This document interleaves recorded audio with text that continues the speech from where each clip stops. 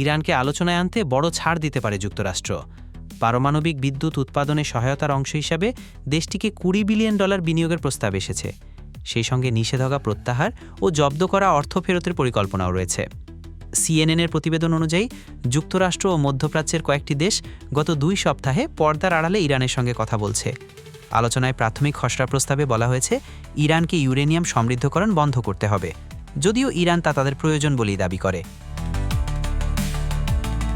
গত শুক্রবার হোয়াইট হাউসে যুক্তরাষ্ট্রের প্রতিনিধি ও উপসাগরীয় মিত্রদের বৈঠকেই প্রস্তাবগুলো উঠে আসে। তবে বিনিয়োগ সরাসরি যুক্তরাষ্ট্র নয়, বরং তার আরব মিত্রদের মাধ্যমে হবে। প্রণোদনার মধ্যে রয়েছে নিষেধাজ্ঞা শিথিল করা, $6 বিলিয়ন মুক্ত করার অনুমতি, এমনকি ফোর্দো পারমাণবিক কেন্দ্রে অর্থায়নের পরিকল্পনাও। যুক্তরাষ্ট্র বলছে তারা একটি শান্তিপূর্ণ চুক্তি চায় এবং ইরানকে ইউরেনিয়াম আমদানির মাধ্যমে বেসামরিক পারমাণবিক কর্মসূচিতে উৎসাহ দিতে চায়। ট্রাম্প জানিয়েছেন আগামী সপ্তাহে আলোচনার সম্ভাবনা রয়েছে, যদিও ইরানের পক্ষ থেকে তা নিশ্চিত করা হয়নি।